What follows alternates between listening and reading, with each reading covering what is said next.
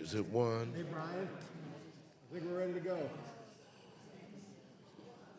Tell Husham, would you?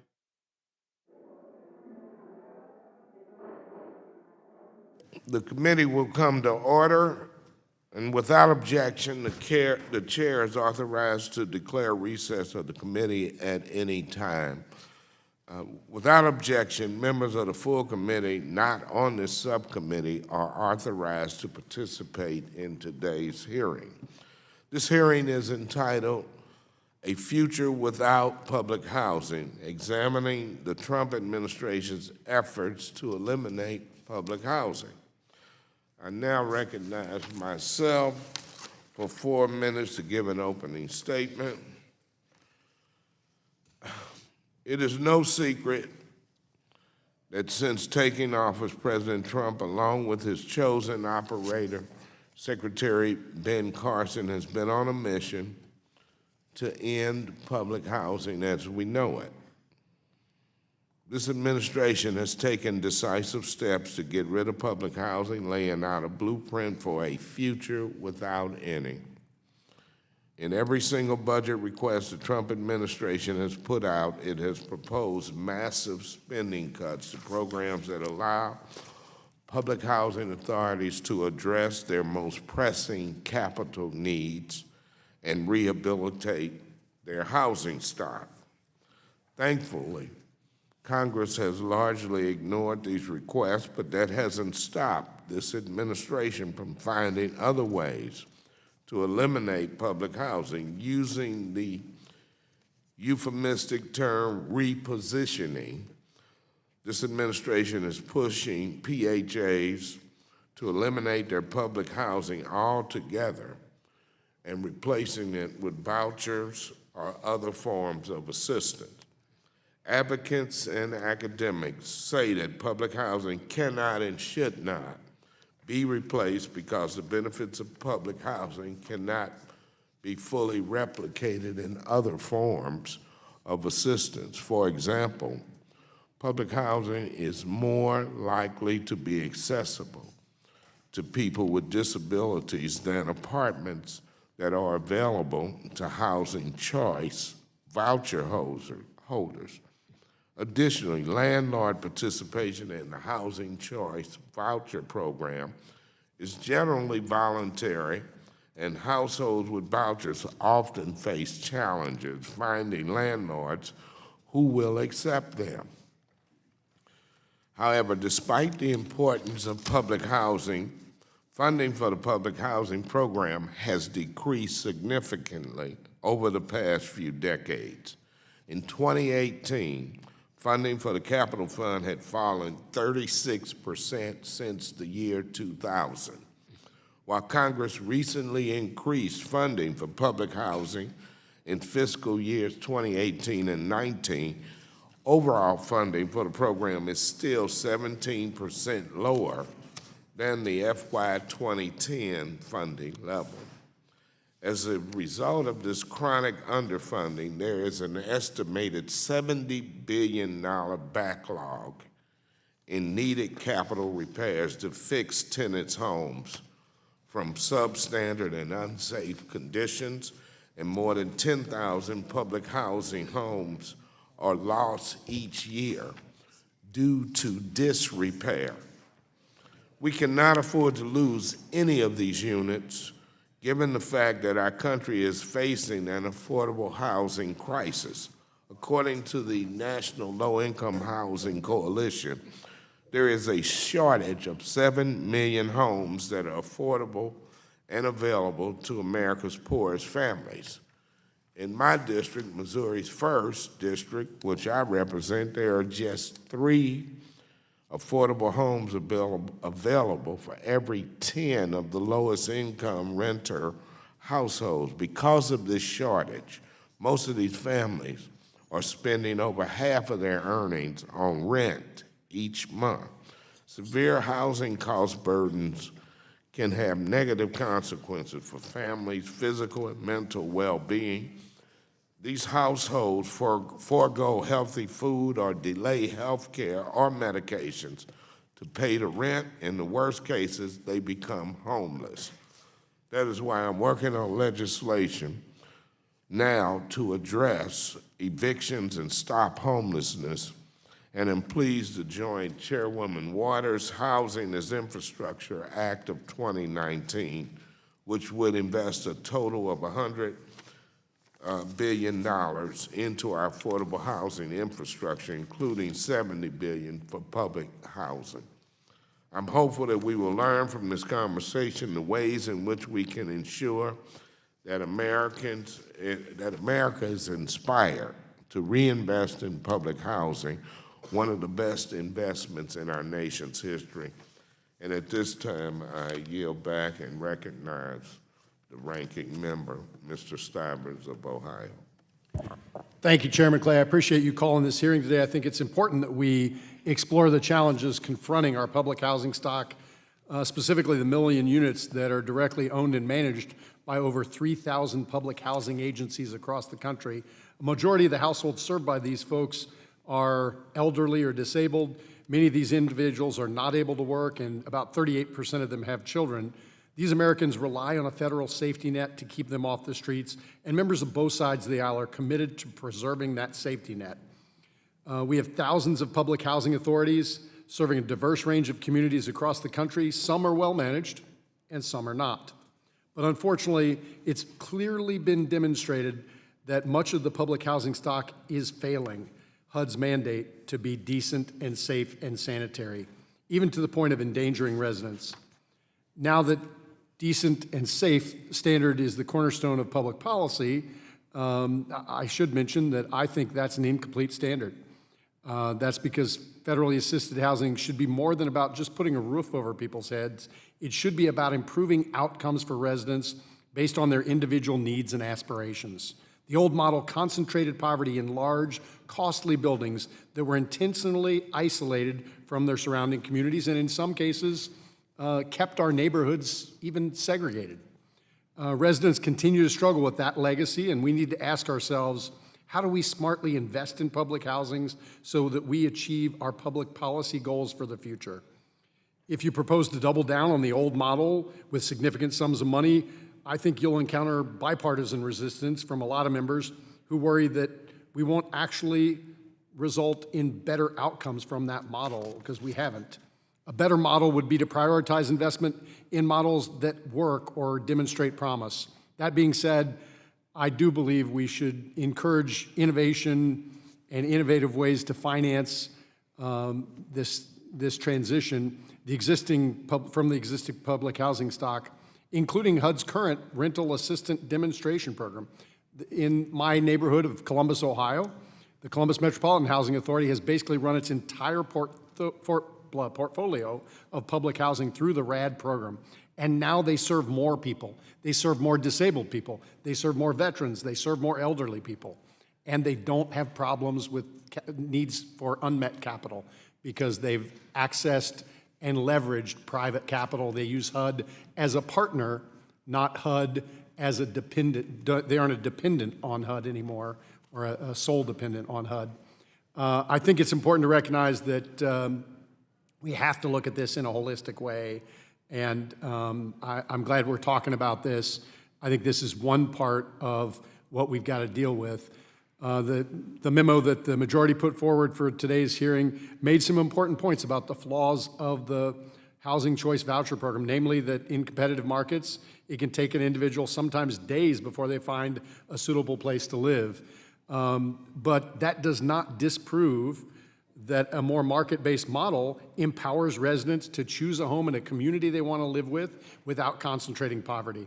So instead, I think it begs the question of why there's a shortage of properties participating in the housing market in the first place. A shortage of the housing supply is a key contributor to this problem, and that's an issue that our committee is focused on. But there are other, I think, programmatic deficiencies that are keeping quality properties out of the program, and I think it's worth exploring how we can fix that. Like the Mobility Demonstration Act that's championed by my colleague Emmanuel Cleaver, who's the co-chair of the Public Housing Caucus. Lastly, I think it's fitting that one of our witnesses authored a book on public housing reforms in Chicago that was entitled, I believe, No Simple Solutions. There are no simple solutions, and I know that we want to listen to the folks in the field. These are difficult problems that we're trying to solve. They require creative and innovative and collaborative approaches. So I'm looking forward, Mr. Chairman, to hearing from the witnesses today. I appreciate them being here. And for the record, I'd like to submit some testimony from our full committee ranking member, Mr. McHenry. Without objection, I yield back. And I thank the ranking member from Ohio for his comments. At this time, we have been joined by the gentlewoman from California, Mrs. Waters, the chairperson of the full committee, who is recognized for a minute. 1 minute. Thank you very much, Mr. Chairman. I've long been an advocate, as you know, for public housing, and I'm so deeply troubled by the actions of the Trump administration to dismantle the program under the direction of Secretary Carson. HUD has made it clear that it wants to eliminate public housing by proposing extreme budget cuts and pushing public housing agencies to convert their units into vouchers. I oppose these efforts and will continue to fight to preserve the homes of public housing residents. That's why I introduced my bill, H.R. 5187, the Housing is Infrastructure Act of 2019, to provide over $100 billion in new funding for affordable housing, including $70 billion to fully address the public housing capital backlog. Let's be clear, affordable housing is infrastructure. As the House moves closer to considering an infrastructure package, we cannot forget America's affordable housing needs. Let me just say, Mr. Chairman, I know that you've worked so much in St. Louis, particularly Wellston, and I know that you've achieved some success in getting, I think, new units there. You know, I'm from St. Louis also, so I know all about Wellston, and I'm very pleased if something positive is going on there. But still, I have problems with the HUD secretary, as you know. Yeah, and I thank Yes. the gentlewoman for her comments, the chairwoman for her comments, and what we were able to achieve in Wellston was because it was a community-wide effort. We had input from stakeholders, from tenants, from advocates of those tenants and local government, as well as with our U.S. Senator Roy Blunt. Because we work together with the local housing authority, with the regional HUD office, and the U.S. Department of Housing and Urban Development. And we were able to get a success story, and we think it could be a way for the nation to move forward in that manner. So thank you for your interest. Okay. At this time, we will welcome the testimony of our witnesses, and today joining us is Ann Gass, Director of Strategic Housing Initiatives, the Housing Authority of the City of Austin. Also, Bobby Collins, Executive Director of the Housing Authority of the City of Shreveport, Louisiana, as well as Susan Popkin, who is a senior fellow at the Urban Institute. And we also have Ms. Kate Walls, Vice President of Advocacy, the Shriver Center on Poverty Law. And rounding us out is someone who I'm familiar with, Mr. Eugene Jones, Jr., President and Chief Executive Officer of the Atlanta Housing Authority. Welcome to you all. And let me remind you that your oral testimony will be limited to 5 minutes, and without objection, your written statement will be made part of the record. And Ms. Gass, you are now recognized for 5 minutes to give an oral presentation of your testimony. Proceed. Chairman Clay, Ranking Member Stivers, and members of the subcommittee, thank you for the opportunity to testify on behalf of the Housing Authority of the City of Austin, also known as HACA. My name is Ann Gass, Director of Strategic Housing Initiatives for HACA. I've been with the agency for almost 20 years and have served in a variety of roles throughout the organization. For the last 4 years, I've served as the Director of Strategic Housing Initiatives, overseeing the conversion to HUD's Rental Assistance Demonstration Program, or RAD.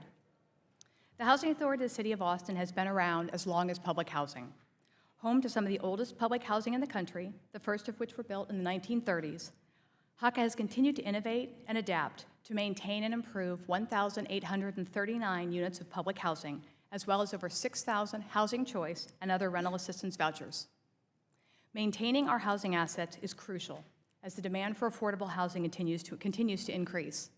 The latest projections are that Austin needs 60,000 units over the next 10 years to keep up with demand. HACA alone has more than 10,000 individuals on our public housing, project-based rental assistance, and housing choice voucher waiting lists. These HUD programs remain at risk, subject to elimination or reduction. The Rental Assistance Demonstration Program, or RAD, seeks to address some of the volatility and history of inadequate funding. Since 2012, HUD has overseen the conversion of almost 130,000 public housing units under this demonstration, which addresses the backlogs of capital needs by allowing public housing authorities, or PHAs, to leverage their aging yet valuable assets to make much-needed capital improvements.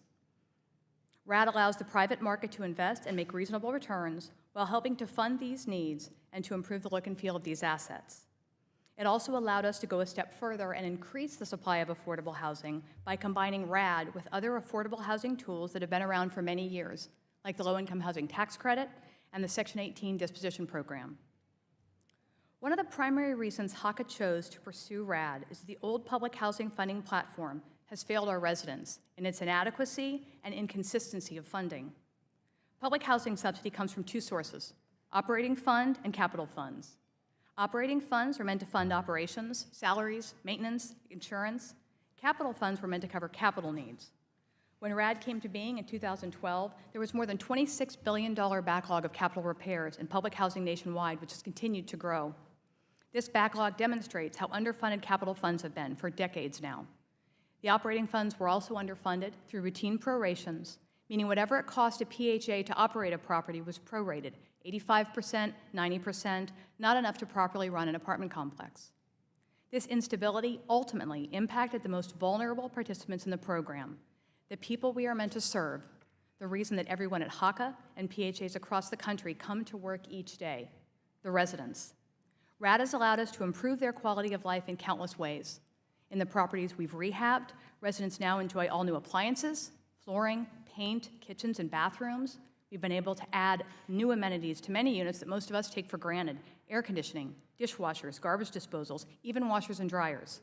These modern amenities that are given in many market rate complexes are new to our public housing residents, and we would not have been able to do it without RAD.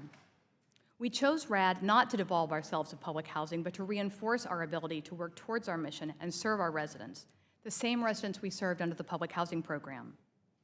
I must acknowledge that the RAD conversion is by no means perfect or easy for residents or staff.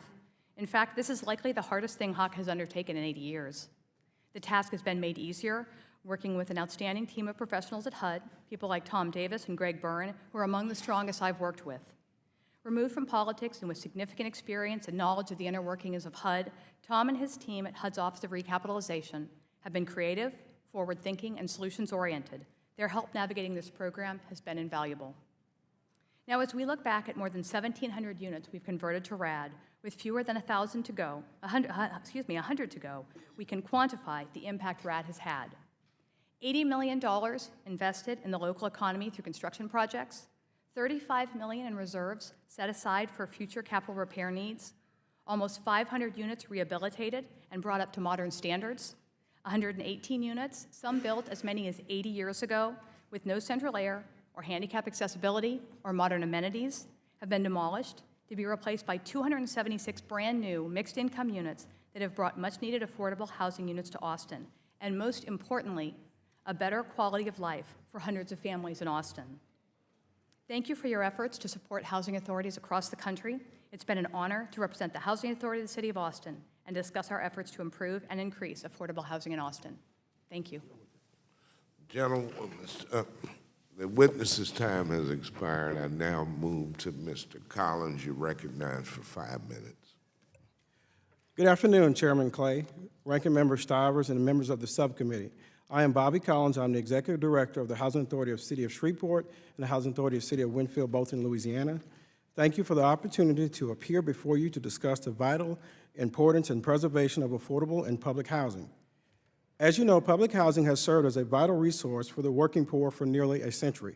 In this same tradition, many public housing units are coupled with self-sufficiency programs and have income rules that encourage wage growth for residents by allowing flat rents. As this stock has aged, federal funding for capital improvements has not kept pace. Latest estimates suggest the current national backlog of unmet capital needs to be more than $70 billion. While other sources are available to affordable housing at large, each of these sources are scarce, often competitive, and outside capital is unavailable to public housing programs because of restrictions placed in the annual contributions contract and the Declaration of Trust. Recognizing this challenge, the Obama administration developed the Rental Assistance Demonstration Program, a voluntary program aimed at preserving public housing as an affordable housing resource by converting existing capital funds and operating subsidy to a project-based Section 8 platform. Although this does not introduce additional funding from HUD, it does remove these restrictions, allowing former public housing sites to access private and public financing resources available to other affordable housing providers. This has represented more than $7.95 billion in affordable housing investment. Similarly, the Obama administration created the Choice Neighborhoods Initiative, which developed both a framework and limited competitive stream for comprehensive neighborhood redevelopment for low-income communities that include dilapidated or obsolete public or assisted housing sites. Through this program, successful grantees are provided grant funds to redevelop mixed-income communities and housing with either project-based vouchers or public housing replacement units mixed in with units for other income or subsidy types. Through this program, residents receive targeted case management services, are engaged through the planning and the implementation process, and are guaranteed a right of return. These programs have been fully embraced by the current administration, along with the introduction and expansion of other repositioning tools, such as Section 18 and streamlined voluntary conversion. While these programs remain voluntary, the administration has strongly encouraged housing authorities to pursue repositioning, with RAD being the predominant alternative.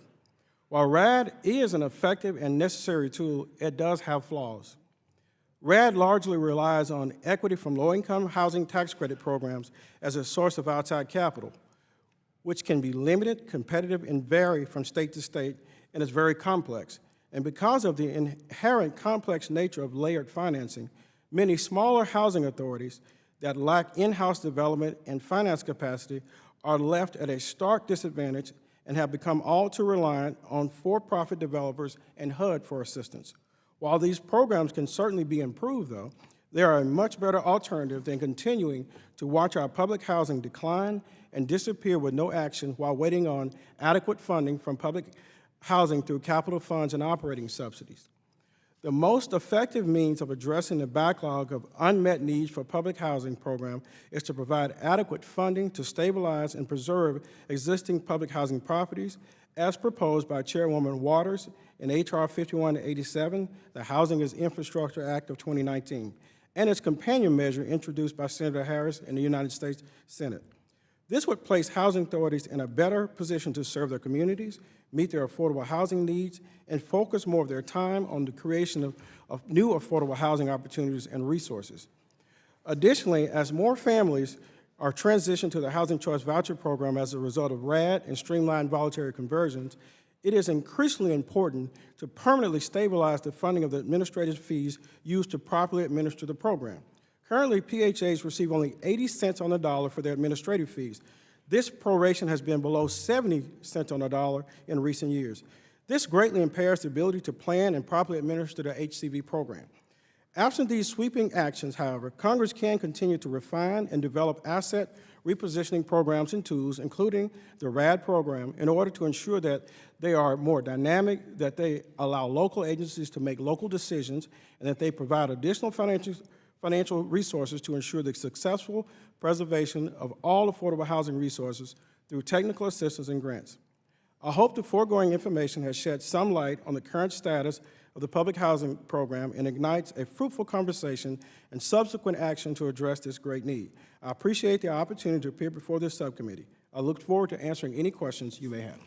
I thank the gentleman for his testimony. At this time, we will recognize Dr. Popkin for 5 minutes. Chairman Clay and Ranking Member Stivers, thank you for inviting me to testify today. The views I express today are my own and should not be attributed to the Urban Institute, its trustees, or its funders. I am honored to summarize the evidence and research on the role and future of public housing in the United States. First, public housing provides stability for more than 1 million extremely low-income households. The majority of these households are older adults or people with disabilities. The rest are families with children. Next, I will speak to the deteriorating state of the nation's public housing stock.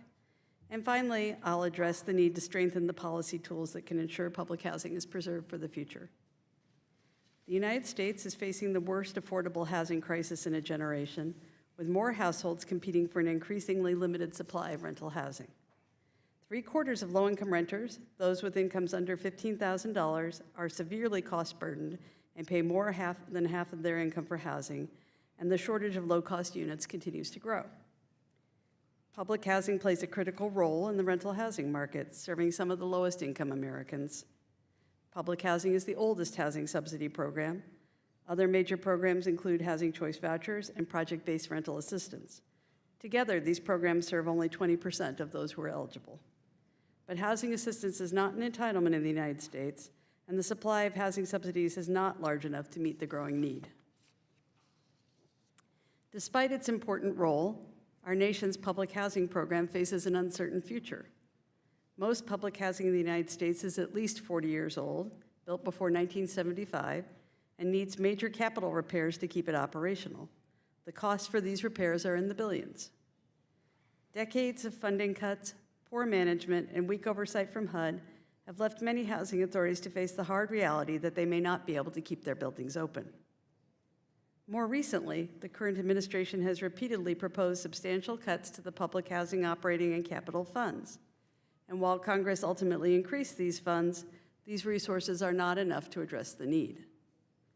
RAD has helped fund repairs and revitalization, but the program requires strengthening to ensure that the funds are adequate and that resident protections are consistently enforced. Unfortunately, HUD has encouraged housing agencies to remove projects from the public housing inventory. The Section 18 Demo Dispo program and voluntary conversions do not require replacing lost public housing subsidies. They also include few protections for tenant rights. Continued underfunding of the public housing program will cause more developments to deteriorate. Housing agencies will have little choice but to demolish or sell them. This has already occurred with more than 200,000 public housing units since the 1990s. Evidence from our research shows that the current implementation of Section 18 is likely to lead to a significant loss of public housing inventory. Finally, preserving public housing will require more resources and stronger policy tools.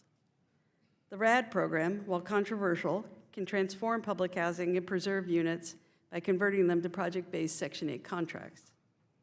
Our recent evaluation of RAD showed generally encouraging results. Housing authorities have leveraged billions of dollars in private loans, tax credits, and other non-public housing funds to address capital needs. However, current law caps per unit RAD subsidies too low to adequately fund all the renovations needed at many properties. In particular, properties with large capital backlogs or those in locations where attracting private capital is difficult means RAD leaves some major needs unaddressed. Plus, RAD includes substantial tenant protections that other programs lack, including the right to return a choice mobility option that allows tenants to move with a voucher after a year or two. The Choice Neighborhoods Initiative, launched in 2009, is intended to address the shortcomings of the Hope 6 program. It is aimed at severely distressed properties, but has only provided grants for a modest number of properties thus far. We are currently evaluating the program's impact on residents and the surrounding neighborhoods.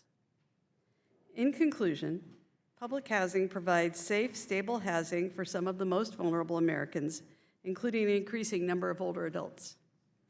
Preserving this resource is especially important in light of the current and unprecedented shortage of affordable housing. However, underfunding, poor management, and weak oversight have left the nation's public housing stock at risk. Our current policy tools need strengthening if we are to avoid losing more deeply subsidized units. Thank you for the opportunity to share these insights with you today, and I look forward to your questions. And I thank you for your testimony. Ms. Walls, you are recognized for 5 minutes. Ranking Member Stivers, Chairman Clay, members of the subcommittee, thank you for the opportunity to testify today on the topic of the nation's critically vital supply of public housing. I'm the Vice President of Advocacy at the Shriver Center on Poverty Law, a national nonprofit law and policy organization based in Chicago.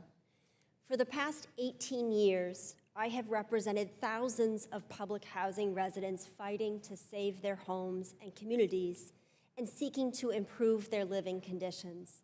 Most importantly, they seek a say in any decision to be made about their futures. In 2016, public housing residents who lived in 2 family developments operated by the Alexander County Housing Authority in Cairo, Illinois, reached out to my office for assistance. They were experiencing deplorable housing conditions, including pervasive mold and a severe rat and mouse infestation. HUD took over the Housing Authority in 2016, placing it into administrative receivership. However, HUD's administrative receivership did not improve the housing conditions. Indeed, in 2017, HUD announced it would close the developments and issue housing choice vouchers.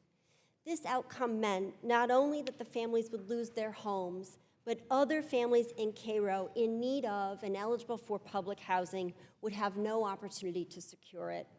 As it was documented in a July 24, 2018 report from HUD's Office of Inspector General, HUD appeared ill-prepared to do much more than move the public housing to demolition. At the time OIG issued its report, approximately 50 other public housing authorities around the country were also designated as troubled. In November of 2018, HUD's Office of Public and Indian Housing sent a letter to PHAs outlining the agency's efforts to convert public housing or reposition it to other forms of assistance, such as vouchers, impacting more than 200,000 public housing units throughout the country. These repositioning efforts are deeply troubling, as they appear to come with pressure from HUD staff to move public housing developments into demolition or disposition before other options, including preservation, are considered, and as well, there are consideration of the needs of the existing residents and the surrounding community. One example of a housing authority pressured by HUD to demolish came from Wellston, Missouri. The Wellston Housing Authority was in HUD receivership for more than 20 years. Shortly after exiting receivership, HUD staff actively pushed for the Housing Authority to demolish all 201 units of public housing, even though the community was in desperate need of affordable housing and HUD's 2 decades-long receivership should have stabilized the Housing Authority. Only after zealous advocacy by the tenants, their advocates, local officials, and Representative Clay and his staff did HUD agree to a plan that provides for a partial redevelopment of the affordable housing and project basing of the tenant-based vouchers. But not all housing developments and tenants have such champions, and nor does this victory signal a change in HUD's national repositioning policy. So what policies are needed to save this nation's important supply of public housing? First, the Public Housing Tenant Protection Act of 2020 is a promising start. It would require one-for-one replacement of demolished or disposed public housing units. It would protect tenants through the process, including through relocation, and it would devise a system to allow housing authorities to attract private investment to rehabilitate public housing, which has long been underfunded by the Public Housing Capital Fund program. Any effort to strengthen HUD's oversight of distressed public housing properties is also a priority, especially where HUD is taking a property into administrative receivership. The focus there should be on preservation, not disposition or demolition, and the improvement of that housing. The Averting Crisis and Housing Assistance Act is a promising start to that effort. Finally, there must be a commitment to address the dire backlog of public housing capital funds, which housing authorities rely upon to preserve and maintain public housing. H.R. 5187, the Housing as Infrastructure Act of 2019, could fully address that backlog. Thank you. I thank the witness for her testimony, and we will now hear from Mr. Jones for 5 minutes. Thank you to the subcommittee for this wonderful opportunity. My statements will be brief. My name is Eugene Jones. I'm a 35-year veteran of public housing leadership, both as a member of a HUD team sent to rescue and turn around ailing public housing authorities around this country. I am currently the president and CEO of Atlanta Public Housing, and for the last 5 years, I was the CEO of Chicago Housing Authority, the nation's second largest. It is this body of experience that informs my remarks today. I have seen all sides of the coin, what happens when there is full investment in public housing, what happens when there is not, and what happens when you view public housing as an asset, and what happens when it is seen as a warehouse or worse, as a blight. Viewing these questions both in terms of impact on the individuals and on communities. While we'll reference a variety of communities and experiences, there is no question that Chicago's public housing presents the most complete case study of building, the fall, and the resurrection of public housing, its residents and communities in which they live. I'm going to take a different tack based on my colleagues because I agree with most cases about the lack of funding and so forth for all these years, these 3 decades of lack of funding. But however, it takes a different view of how to manage, how to create, how to keep the housing that you have existing based on the limited resources. It provides a way in which you have to use your different skill sets in order to work public-private partnerships in order to make the best of maybe a bad situation. I have been blessed, or I have been lucky to work at housing authorities that have a funding mechanism that I can create and I can maintain and acquire housing. I've always said across this country, I think every housing authority should be an MTW, which is moving to work, because it provides flexibility for my colleagues of the smaller housing authorities as well as the medium-sized and the large to anticipate, to direct, and to assist in these public-private partnerships for flexibility in their funding that they get from HUD. It is grant, it comes in a bundle, you have fungibility, and you can provide the same amount of housing, but you can leverage those dollars and create better housing. And also with MTW agencies, you can provide an opportunity that you can be innovative. In Chicago, we did 3 libraries, which had public housing on top of the libraries for a community benefit for the whole community. And it was a resounding success because we were able to be very innovative, but using the state resources, using the city resources, using the HUD resources that we receive and all the other public-private partnerships and philanthropic agencies, that we can pool our resources together and come up with a strategy that's best for our community. I think if we work much better with other agencies like the VA, Transportation, and HHS, because we're all in this together, is that how can we meld or fund our different aspects of what we provide in housing, transportation, education, and health. And so how could we manage that in a holistic approach and provide a better housing situation for our communities? Let us not forget that we're here as executive directors, CEOs, everyone who's on this panel. We are trying to protect the residents' rights. We're trying to protect the residents' well-being and their quality of life. I think with the resources that we have, I think they're limited, but I think the resources that we do have, that we can manage those resources to the best that we can and get the best product for our residents. And that is my end of my presentation. Thank you. And I thank the gentleman, I thank all of our witnesses for their testimony. We now recognize the gentlewoman from California who is also the chair of the full committee, Ms. Waters, for 5 minutes. Thank you very much. I really appreciate your having this hearing. This is extraordinarily important, and I'm very concerned about what is happening with public housing in this country. I'm very worried about demolition of units and the non-replacement of units. I am not yet convinced that RAD is an answer. We see all of the problems that we have with RAD now, and when we talk about the eventuality, perhaps, of public housing being in the control or hands of the private sector, that they will maintain affordable units. I don't trust all of this yet. So let me ask Mr. Collins about RAD. And many of our legislators here have basically concluded that maybe RAD is something that we have to have because of the need that you guys have for, upgrading and securing, the properties that you manage.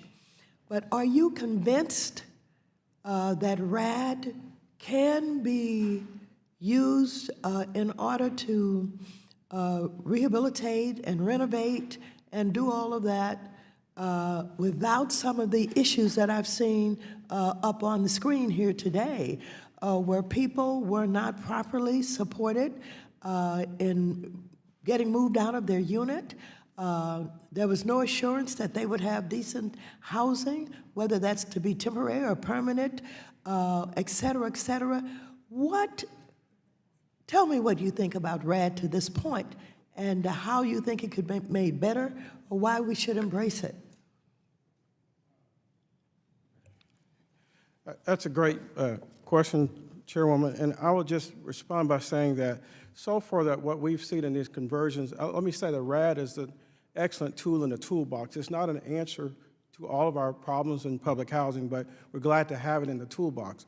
I will say that there's a RAD rider. We haven't seen how it will work so far to make sure that the units remain affordable after conversion. And so again, it hasn't been tested yet, but it's pretty strong and it's there. Now, my appreciation is it supersedes any mortgages or liens.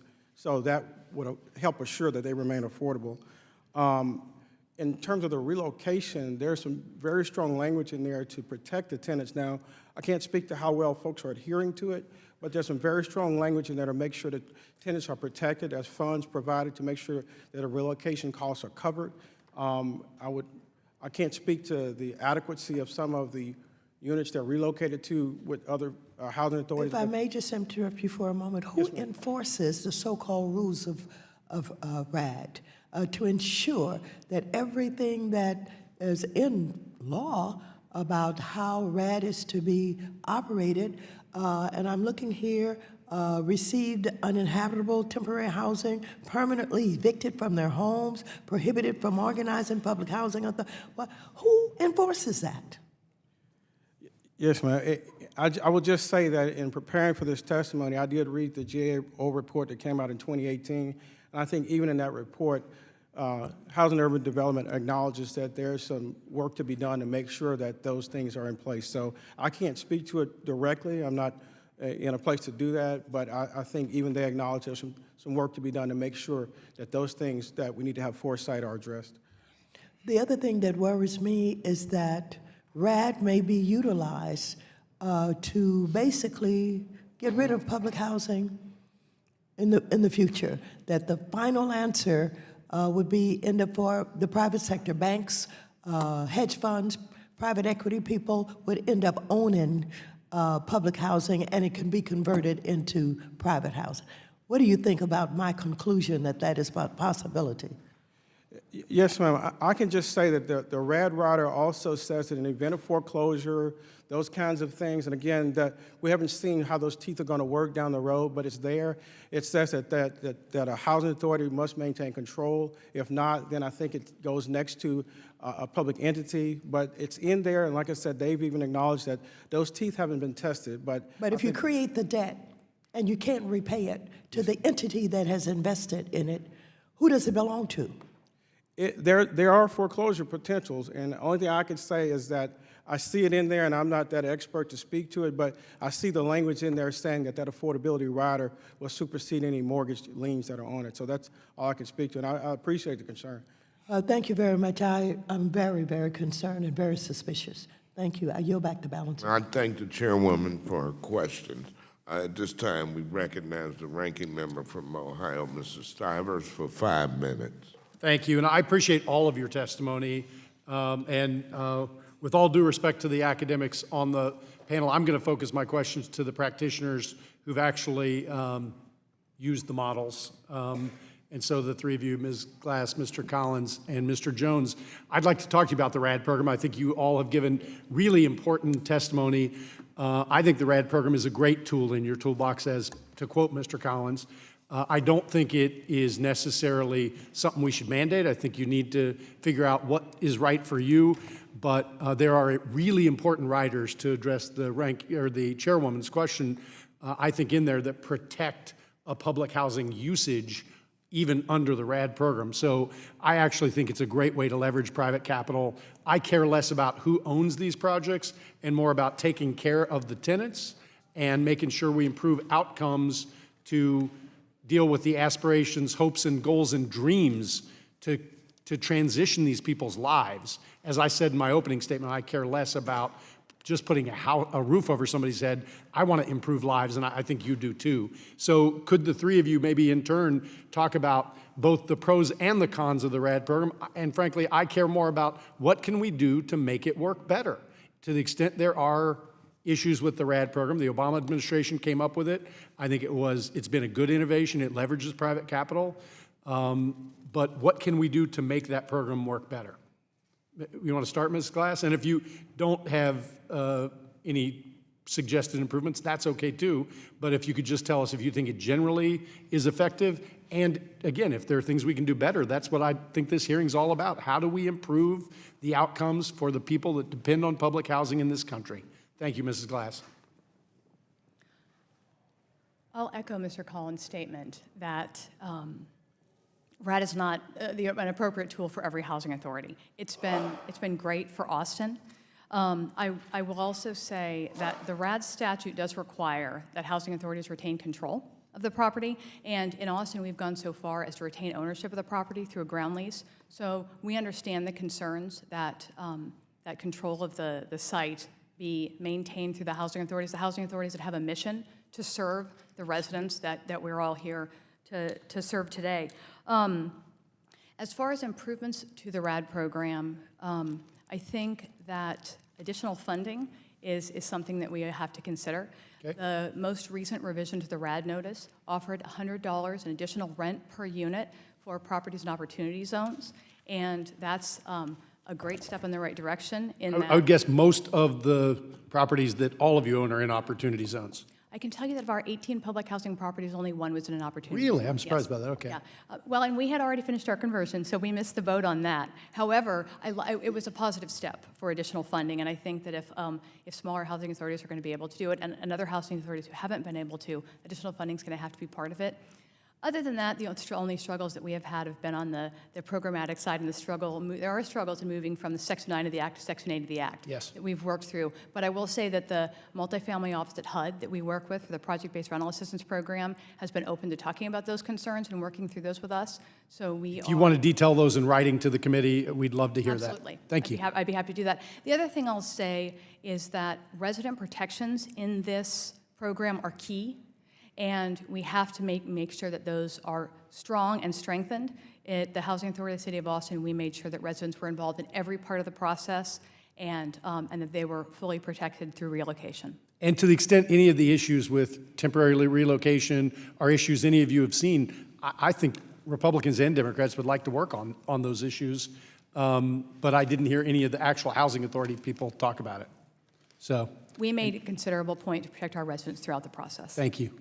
And I only have 52 seconds, so if either Mr. Collins or Mr. Jones want to, Mr. Jones, do you have any ideas for I improvement? just think that RAD is not the one size that fits all. I think it just depends on the community, the neighborhood, and so forth. I think there's a lack of understanding of the RAD program, especially when it comes to the housing authorities explaining to the residents the pros and the cons. Because not every property needs a RAD. Right. Every property needs some assistance when it comes to capital improvements and so forth, so there are other options. But I think RAD is a good option, but it shouldn't be the only option that you use. I agree. I think the parameters in the RAD program are great. I think housing authorities should seriously look at it, but they should look at it in a way in which they understand the program, the outcomes, and the end results. Thank you. Mr. Collins, I hope to give you a little more time.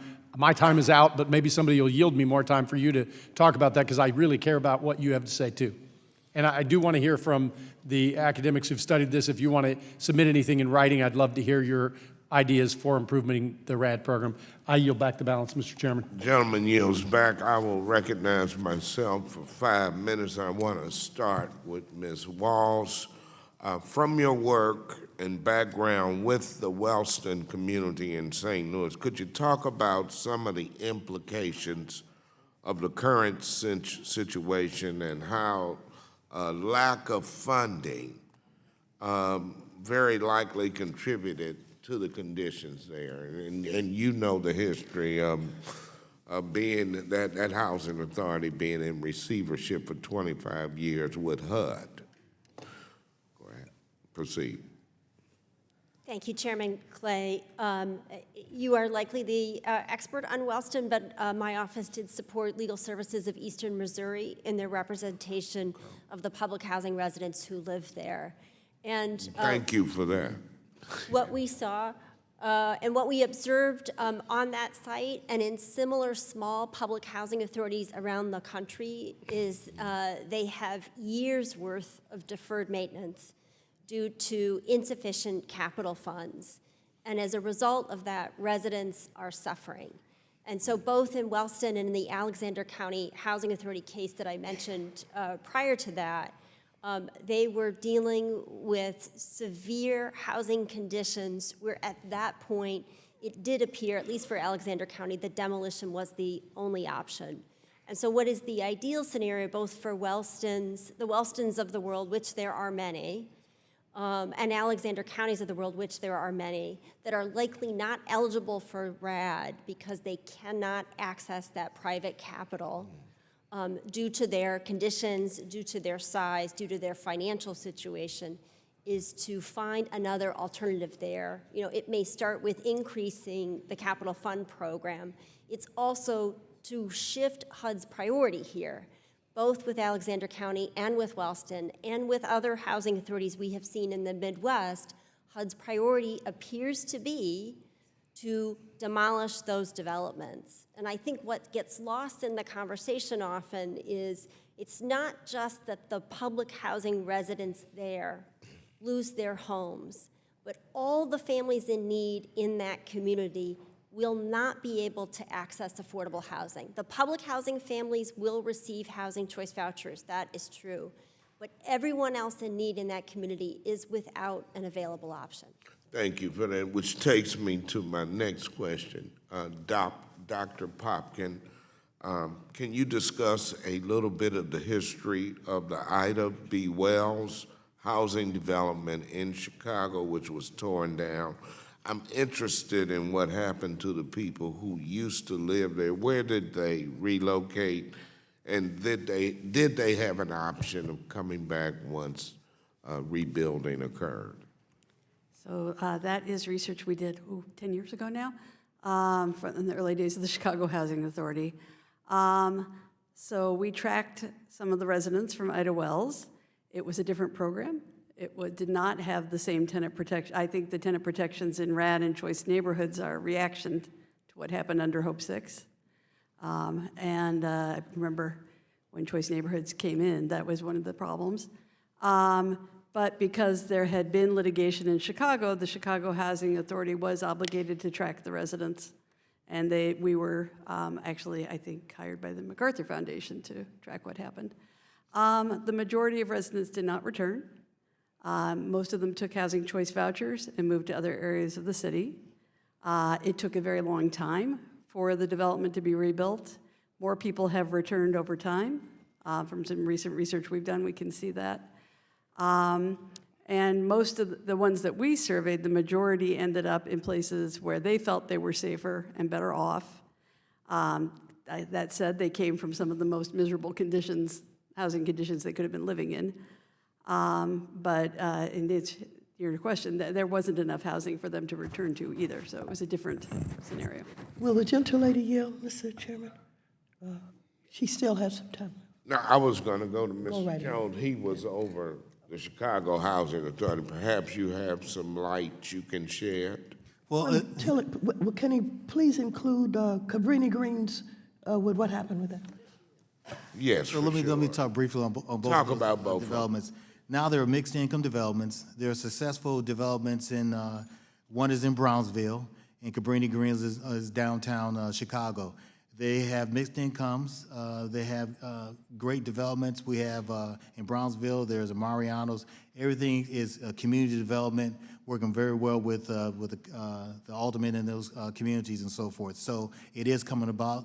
Less crime, people are working, and it's just great community. What happened to the residents? The residents, as Dr. Poppins stated, it took so long for them to rebuild the development. People who have vouchers, if they have children and so forth, if they choose another place, they're really going to stay there because they're more comfortable there. Some of them do move back, but the majority of them don't move back, but they're all welcome. And in Chicago, they know where every one of those residences are to this day. And I thank you all for your response. And at this time, we will recognize the gentleman from Missouri, Mr. Lukemeyer, for 5 minutes. Thank you, Mr. Chairman. Interesting discussion today. I appreciate everybody's being here and the discussion. We've kind of centered on RAD for a little while here, and as I go through and look at some of the information and questions here, I think, Mr. Collins, I think you made the comment a while ago, and I think Mr. Jones, you followed up, I believe, with something similar to that, with pointing out a problem with regards to small housing units versus big housing units and the RAD program. Would you want to, either one of you would like to elaborate on it just a little bit? The point that I was making actually in my testimony is that larger housing authorities have the advantage of having in-house development folks and financial folks, or being able to retain consultants. 80% of the housing authorities in this nation don't have that kind of money to go out and get consultants, or don't have that type of expertise in-house. And so that leaves them kind of depending on the developers, which is kind of the fox watching the hen house kind of thing. And it leaves them depending on developers and HUD to a limited degree. So I just think we need to strengthen their ability to analyze their deals and have some objective input before they make some of these decisions to convert, because they just don't have those resources as the larger housing authorities do. Very good. I know in looking at this situation, you know, there are several ways of going about helping people afford housing. One of them is the RAD program. Another one is the vouchers, and another one is housing, you know, credits to build low-income housing. What would be the preference? What do you think is the best way to do this? Mr. Jones, Ms. Gass, you guys are in the business as well. I think you need all different approaches. All that you different can. approaches? It just depends on how large your community is, how small it is, and so forth, and what you can afford, and who can you attract to develop some of these properties that we have. I mean, not all the properties that are vacant that are buildable, but what do you do with those, and when are they buildable? Can you make it a financial development that would strengthen the community and the surrounding community? Once we build public housing, we have to make sure that the public housing not only is a seamless transition in the neighborhood, that it fits in within the neighborhood. And so if you look at the RAD program, as my colleague has stated, is difficult because a lot of them don't have the experience like larger housing authorities do, because they have a development staff that can understand how to do these RAD deals. I think one of the things that we did in Chicago is that we helped some of the smaller housing authorities. They would come up to Chicago, and we would sit there and we would talk about what a RAD deal would mean, what a tax credit deal would do, and what just building self-development. So we are trying to help our smaller agencies, as well as we're trying to build up the capacity so that they can make better informed decisions. Is one of the requirements with the RAD program to have a mixed-use structure there, or is it continue to just exist, to just continue to be all apartments owned, you just switch ownership and improve the building? You still have a fiduciary responsibility. The housing authority has a fiduciary responsibility to make sure that development still continues to work, and it provides the quality of life issues that we determined that we wanted to change it to a RAD development. Well, I know that I used to chair this committee a couple sessions ago, and we went to I took a field trip down to New Orleans and saw the rebuild of New Orleans after Hurricane Katrina, and you know, a lot of the new communities they've actually built there, by the way they've done this, is to go in and actually have mixed-use structures, so that you know, you have apartments, condos, and you have businesses all in the same building, and you basically built back a community there. It seemed to be very successful. I was wondering if your Oh, thought would be on that. I was there before and after Hurricane Katrina. I was responsible for moving our staff and finding our residents and relocating them to Houston, Dallas, and also Atlanta. And so we had mixed income developments, and the sad thing about it, we had a big one, Desire, and we had a couple of Hope 6 sites that were devastated by the hurricane. And subsequent to after the hurricane, they did look at the same model that we've had before the hurricane came to do mixed income finance developments there, and they worked very well.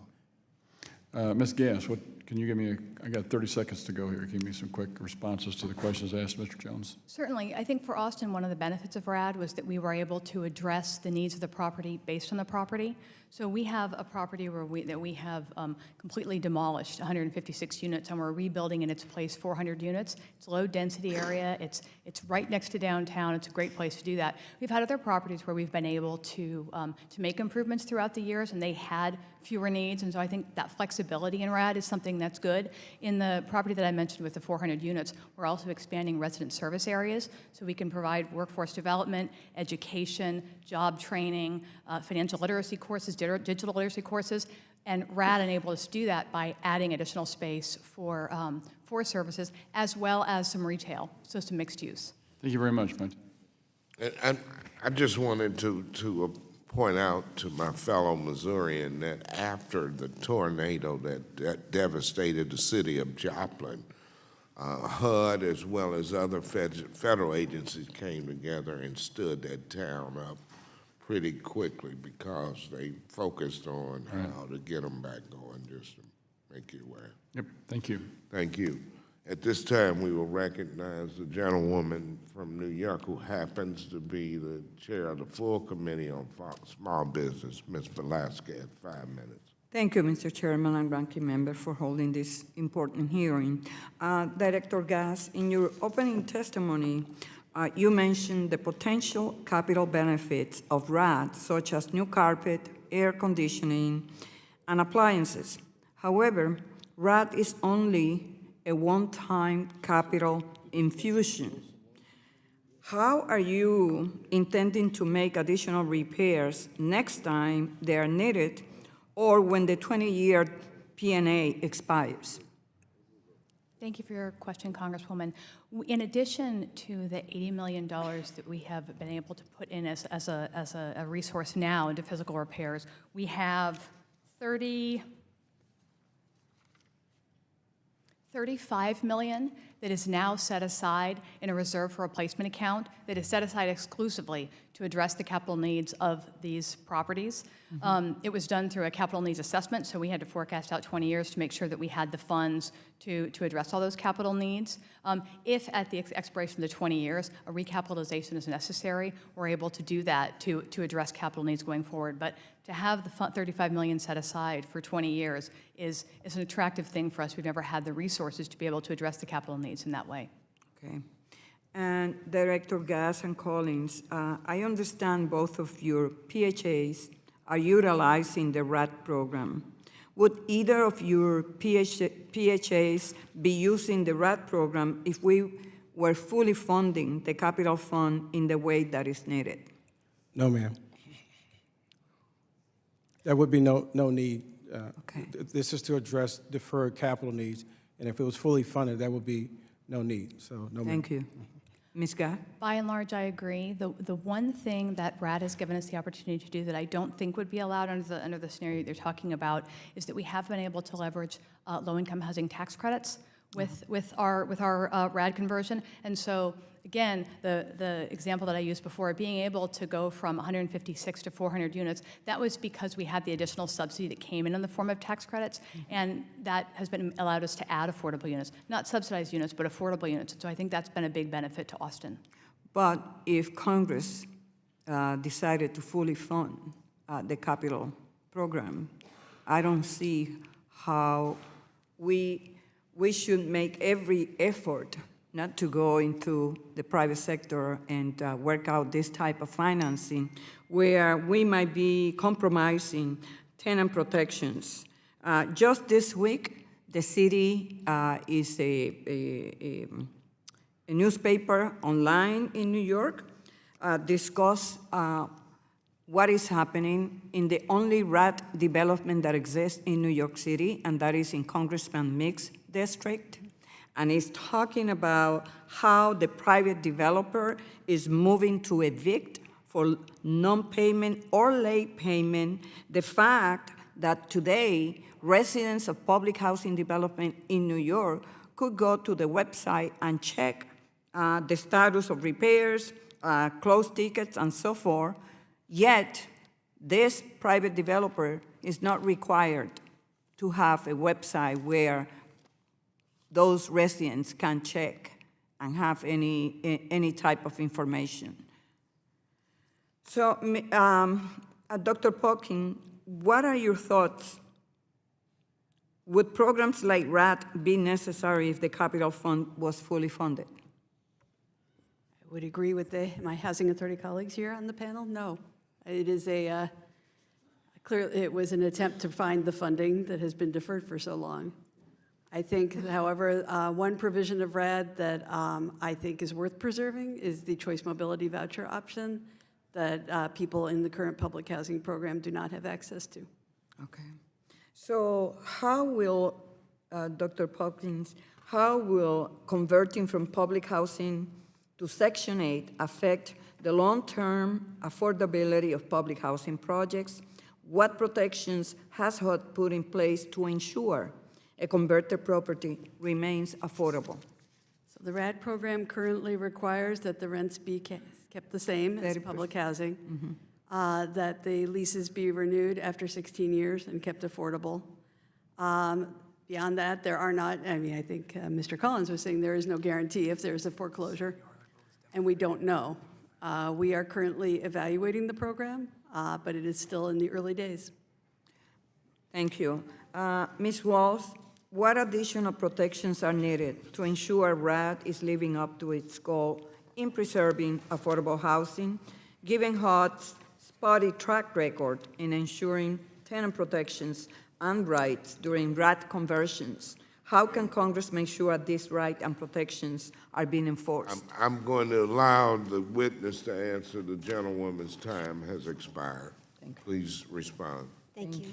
So much. There are protections within the public housing program, some of which are in the RAD program, but more could be there, including that there is a right to construct a resident organization, democratically elected, and that they are a way of the residents to come together collectively to represent their interest.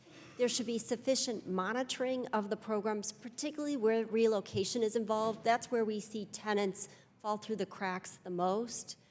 There needs to be assurance and monitoring that the same size units or the units that the residents need are actually rebuilt or redeveloped.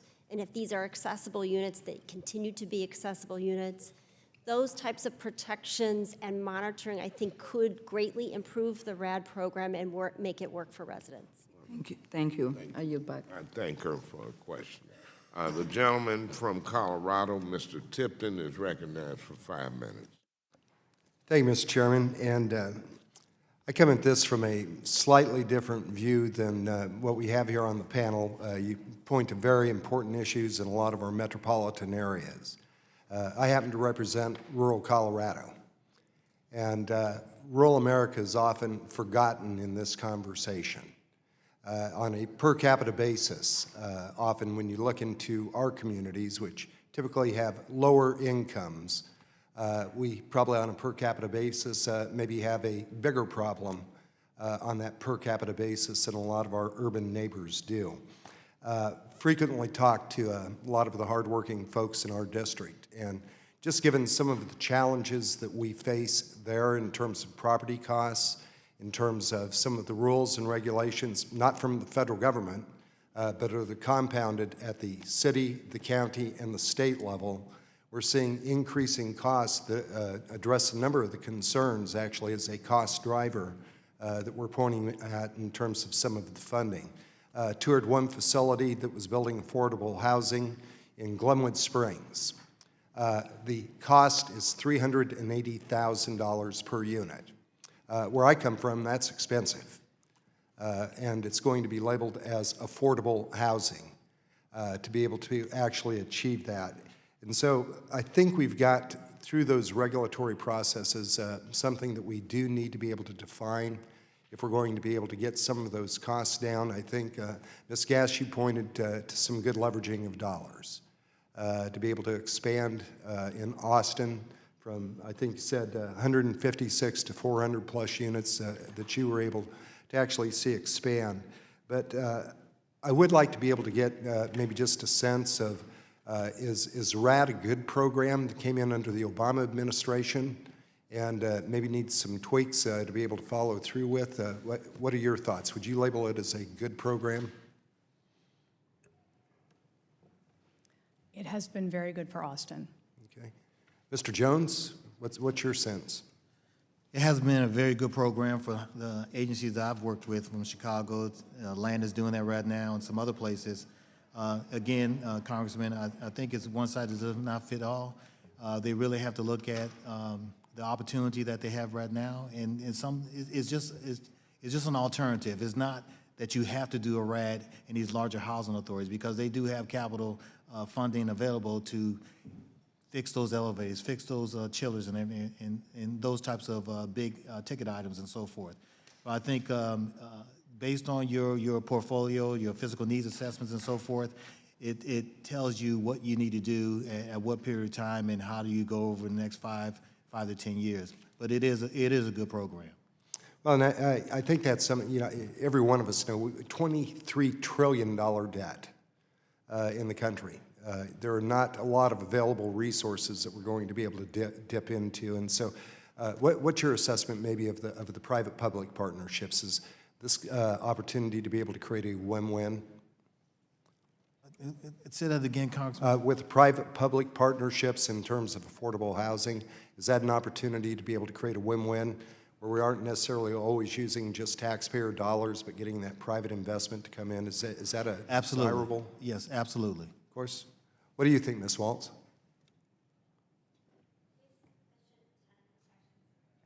With sufficient tenant protections and with the opportunity to ensure that all PHAs, not just medium-sized and large PHAs or PHAs in metropolitan areas, are able to attract that private capital. And so there needs to be some re-envisioning of the RAD program so that it's a bigger universe of PHAs that are eligible and able to secure that private capital. And I think just to your point about rural America, Congressman, I'll just say that the hard units are especially critical in rural America, where it's very hard to use a housing choice voucher. In Cairo, Illinois, it was about as rural as you could get on the southern tip of Illinois. Residents had to move at least 50 miles to find a property owner who would take their housing choice voucher. Yeah, and frankly, in our district, you know, part of it is the regulatory ends of it, not my backyard, you know, to be able to address that. Mr. Jones, one other issue I'd like to be able to hit on, it struck me when you talked about the holistic approach. We have PHAs in my district, and they deal with literacy training for financial issues, healthcare, their costs, parental guidance, and whatnot. Should we be looking at that whole picture in terms of getting people really to the point where they will hopefully not need to be able to have low-income assistance? Absolutely. We need a holistic approach, because that adds to the success of any public housing in their city, in their jurisdiction, and so forth. So if you piecemeal it and you do onesies and so forth, it's not going to get there. Great. Thank you, Mr. Chairman, and yield back. Gentleman yields back. At this time, we recognize the gentleman from Washington State, Mr. Heck, for 5 minutes. Thank you, Mr. Chairman. Indeed, thank you so very much for holding this very, very, very important meeting. I think I want to direct a question to Mr. Jones and Ms. Gass. After using 2 words and then riffing a little bit on each of them and asking a question about that to you. The 2 words are supply and ecosystem. Supply. This nation is suffering from a housing supply crisis. By every objective measure, we are somewhere in the range of 5 to 7 million or more housing units short of what is needed to meet legitimate demand. 5 to 7 million.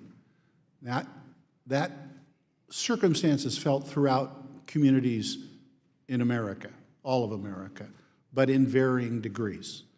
The reality is that if you want to buy an upper-end home, you're probably going to get your need met. Just about everywhere else within the range of housing unit availability, there is a crunch to one degree or another. The crunch is especially acute for what we would call starter homes, for those seeking to grasp the first rung of equity building. Now, let me use a second word, ecosystem. This circumstance of a housing supply shortage is felt throughout the entire housing unit delivery ecosystem. Let me use the example I did of starter units. If you have fewer starter units available, and we do, that's measurable. Builders aren't building starter housing units. And what that means is if you're trying to get out of renting it into home ownership, you're having a tough time. Or if you're a baby boomer seeking to downsize, you're having a tough time. So if you can't get that rung, what happens? More people stay renting. If more people stay renting, occupancies go up. If occupancies go up, what happens? Rents go up. Supply, demand, pure and simple. More people become rent burdened. More people are in need of public subsidy. And frankly, even more people become homeless because we have a housing supply crisis and because the provision of housing units is an ecosystem. That's the fact. I think it should be noted the way in which this burdens households. Not only are more and more people spending more than 30% of their income on rent, but in fact, in the last 15 years, the single largest increase in household budgets isn't higher education, isn't even health care. It is housing cost. And as I like to preach in this committee, I got three other favorite words: pillow, blanket, roof. If you don't have a pillow to lay your head down on, a blanket to keep you warm, and a roof over your head to keep the rain off of you, then any other issue that may be confronting you in life, be it unemployment or substance abuse or mental health, is not going to be successfully addressed. So this is a national crisis due to lack of supply and how it reverberates throughout the ecosystem. Mr. Jones, how does the lack of affordable housing supply impact your ability to serve your communities? It's very difficult, and it's the cost. The cost of developing mixed income developments is extraordinary. It just goes over your head. As the congressman has stated, you have a total development cost of about $370,000 for one unit, maybe a one bedroom based on your locality. You can take that same amount of money and probably build two homes in a different area and get a 2-for-1, but that's not how we work within the rules of the developments in which we do.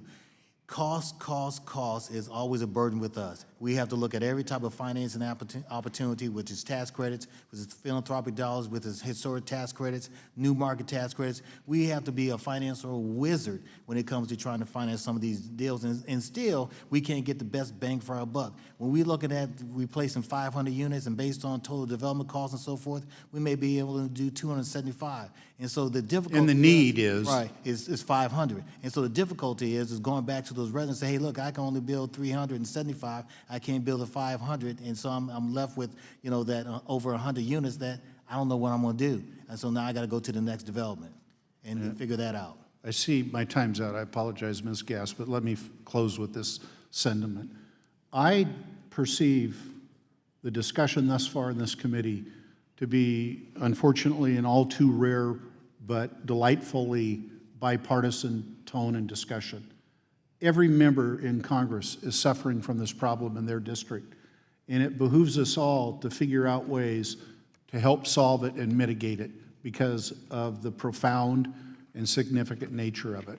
And thank you, Mr. Chair. I yield back. The gentleman from Washington yields back. At this time, we recognize the gentleman from Tennessee, Mr. Kustoff, for 5 minutes.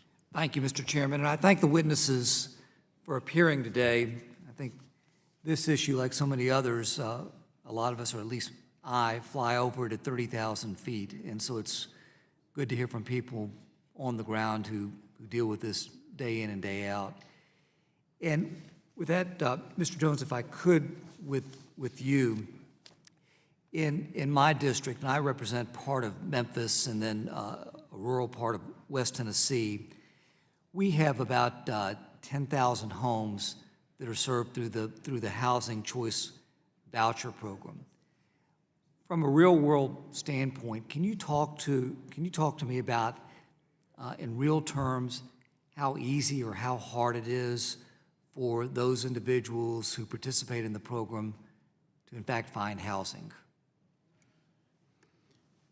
It's very, very hard to find the house or the apartment or whatever your means of what you're trying to look for. It's very hard to find those accommodations.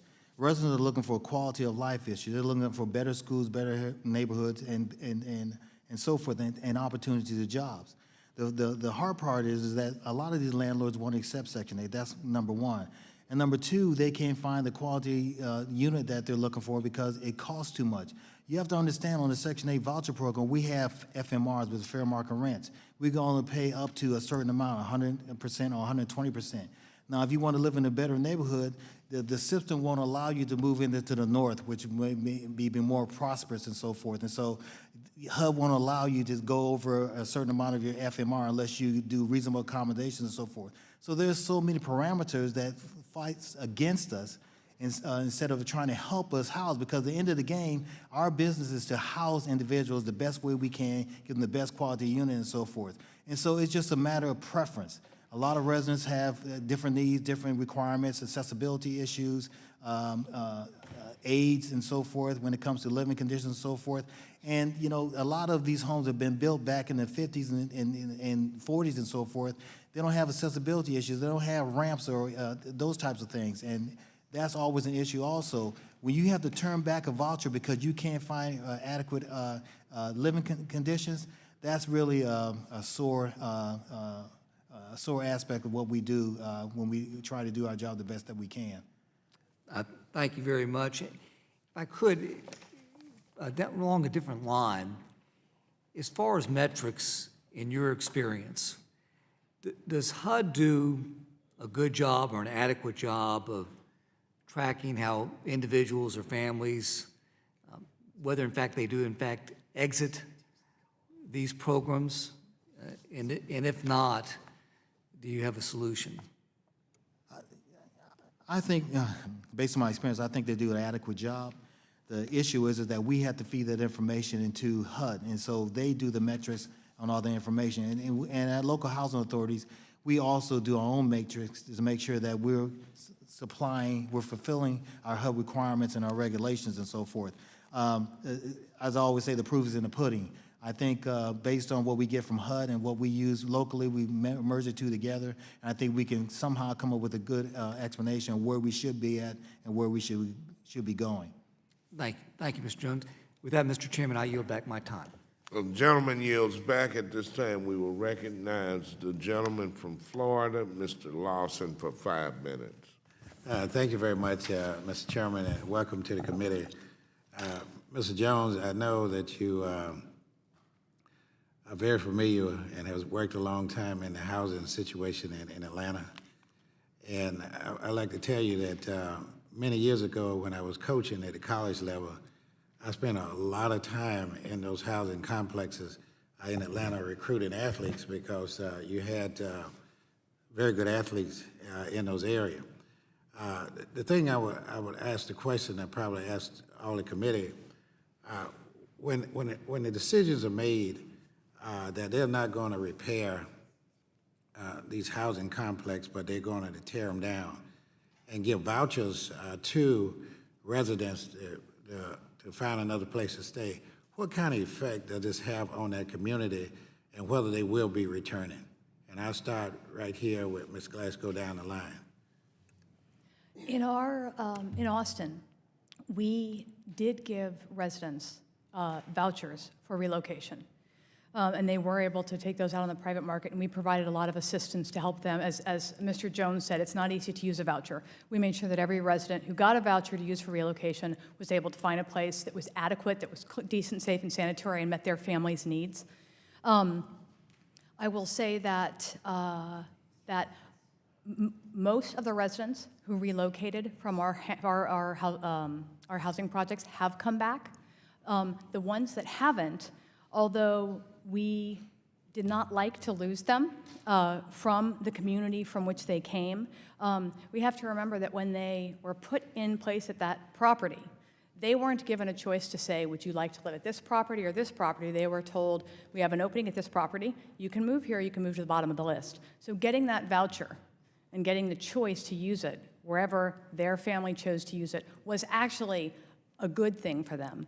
And when they found that place and they relocated and they found a new school or they found a new church, the new doctor, they were closer to their family and chose to stay there, we would have loved to have had them back, but for their family, that was the right choice. And I think one of the things that makes RAD great is that it does give more residents more choice and more control. Ms. Collins? I just want to say, when you talk about demolition, I just want to make sure that we point out at that point, you've had to illustrate obsolescence to HUD, which means that that project would cost more than 60% of the total development cost, which means it's in really bad shape. So when you talk to a resident about moving out of a condition of that nature, it's a little bit easier conversation, but there are plenty of meetings, and they're informed the whole way. They have relocation assistance, they have relocation budgets, and so for most of them, it's just a better opportunity for them, and it puts the housing authority in a better situation because you're providing higher quality housing, and you're able to better support that tenant. And Dr. Parkin? So this housing authority I've studied the most is Chicago. People who moved out have ended up in better housing in safer neighborhoods.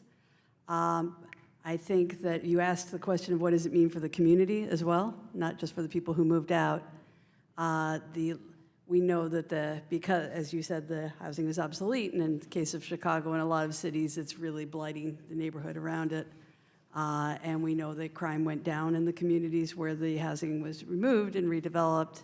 I think the concern that I have, and a lot of people have, is what does that mean for the housing prices in the neighborhood, whether people will come back and whether it's going to spur gentrification. And I think we are studying choice neighborhoods and looking at that issue right now. Yeah, Ms. Watt? So the tenants do receive notice under Section 18 if there is a proposed demolition or disposition of the site, but it is a foregone conclusion at that point. And so the focus of that notice and the meetings with residents is that you will be moving, you'll be receiving a housing choice voucher.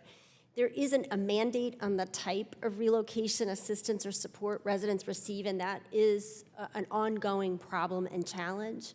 And so oftentimes it can be quite disruptive to the residents and their families who have to move, schools potentially, employment, and are oftentimes on their own looking for a landlord who would be willing, but not legally required, in most cases, to rent to them with a housing choice voucher.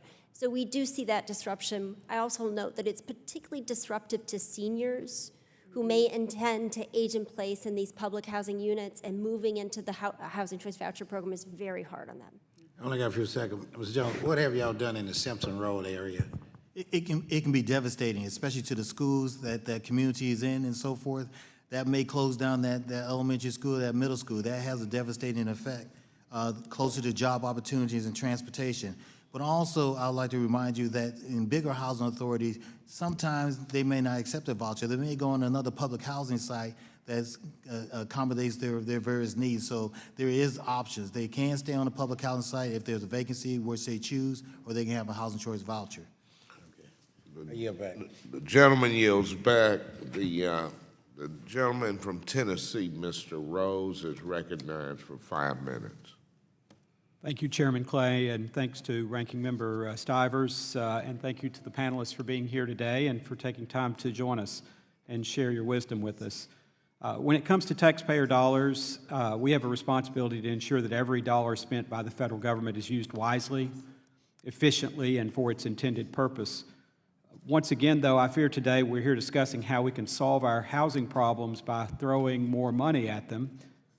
The Congressional Research Service has published estimates that Congress has appropriated nearly $1.7 trillion to HUD since its creation in 1965. Public housing currently occupies some of the most expensive land in the nation, with concentrations in cities on the east and west coasts. Current stock is old and continues to age. More money may help alleviate some of the issues that face public housing today, but it will not fix many of the underlying problems. Mr. Jones, both Republican and Democratic administrations have expressed the view that public housing is an outdated model that, in many cases, concentrates poverty, is too expensive, and can be subject to mismanagement and neglect. Do you agree with those views? I do.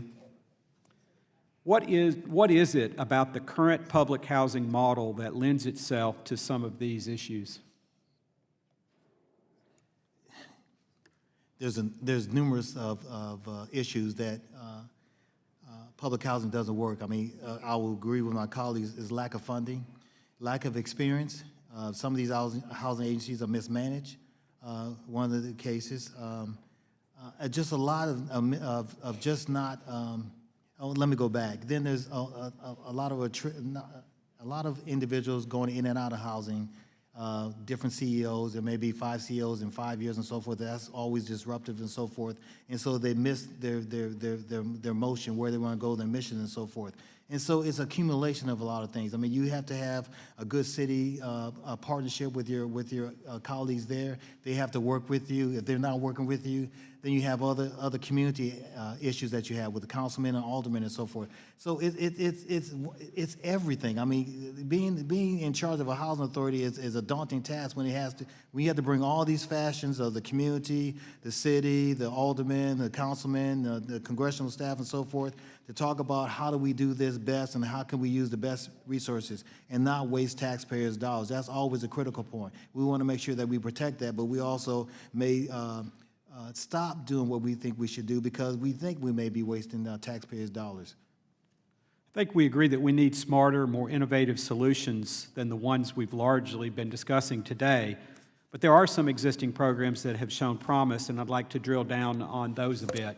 The Moving to Work program, MTW, demonstration program that was created by Congress in 1996 to give HUD and local public housing authorities the flexibility to test alternative policies for providing housing assistance is one.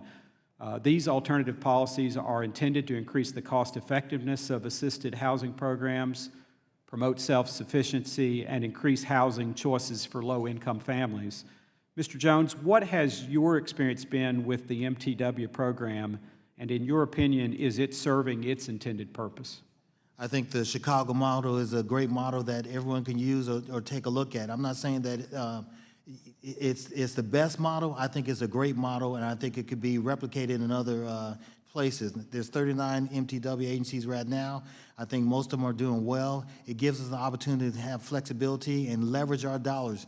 Developers, community, and so forth look at MTW agencies to be very innovative and be a part of a solution to provide more affordable housing and more opportunities in their communities. Atlanta Housing Authority, I've just been there for about 90 days, and it's an MTW, and they've done wonderful things over the 20 years that they've been on the MTW, well, less than 20 years, but they've done pretty successful things and innovative things in Atlanta. And all my other colleagues, I've heard great things about what they've done in the MTW. Thank you. Mr. Chair, and I yield back. Gentleman yields back. At this time, we recognize a gentlewoman from Ohio, Mrs. Beatty, who is also the chair of the Subcommittee on Diversity and Inclusion, for 5 minutes. Thank you so much, Mr. Chairman, and thank you to all of the witnesses here. This has been an interesting dialogue for me because my early experiences were all in public housing. Right out of college in Ohio, I was one of those individuals that had to go in and do the housing inspection for what you were allowed to have or not. I didn't like that very much, so I moved on to doing other things with housing and then became a consultant doing a lot of the relocation work.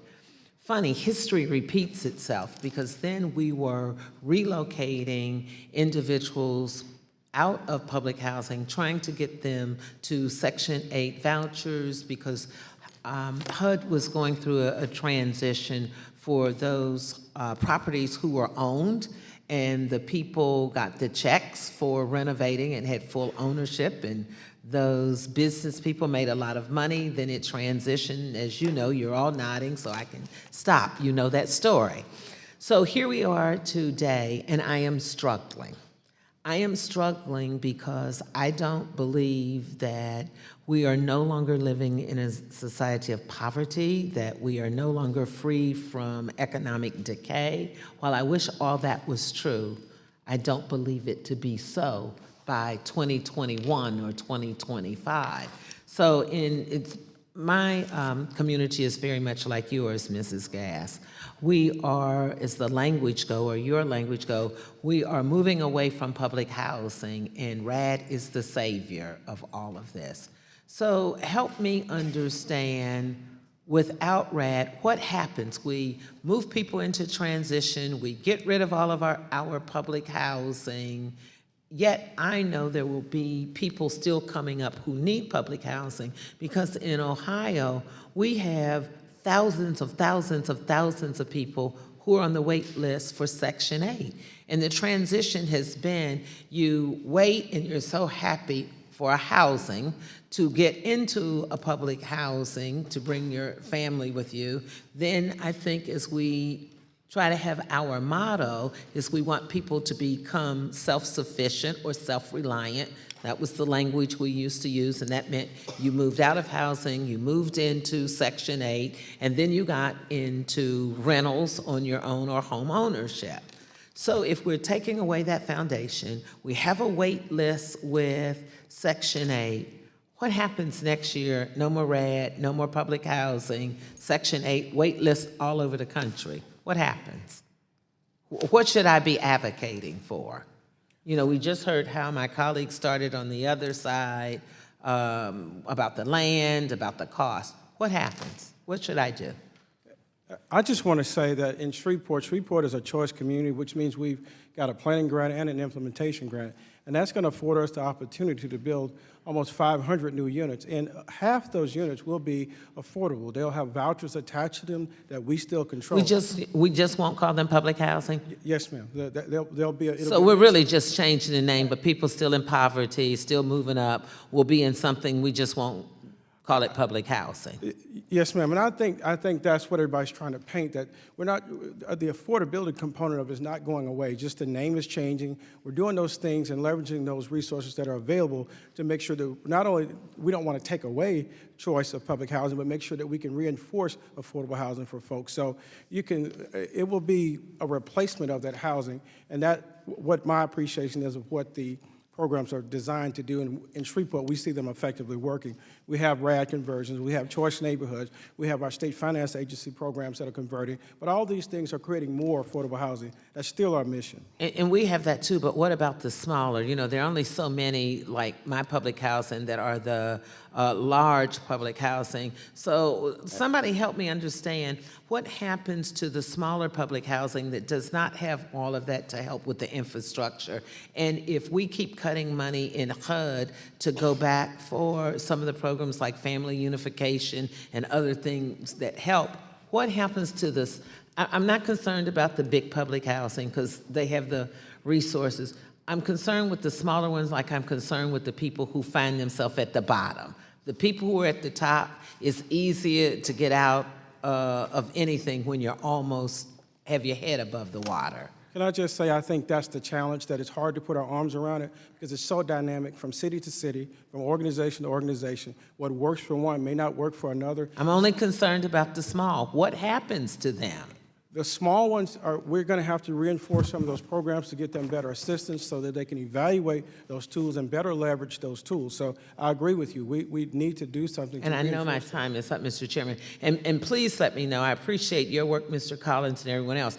I'm trying to help us, not be against you all, because what we do know, for the least of us, when we don't have the resources and we're not putting it back in, and you have people and programs who don't have it, those are the individuals that lose. Thank you. The gentlewoman yields back. At this time, we recognize the gentleman from Wisconsin, Mr. Steele, for 5 minutes. Thank you very much. And I appreciate my colleague's remarks from Ohio on the distinction between the big cities and the small cities. I'm going to come back to you, Mr. Collins, in just a moment, because I want to follow up on that. But I want to ask Mr. Jones a question first. I have family that live in the city of Chicago, and my commute down from Wisconsin as a kid would take me by Cabrini Green.